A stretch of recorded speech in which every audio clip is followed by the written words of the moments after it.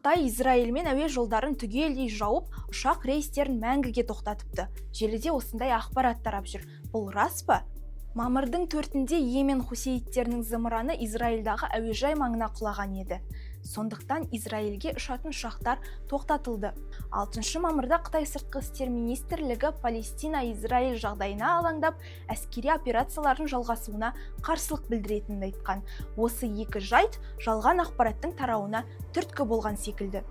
Сондай-ақ тараған жазбаларда бірнеше жалған фактілер бар. Біріншіден, Қытай әуе кеңесінің президенті деген ресми орган мен шен жоқ.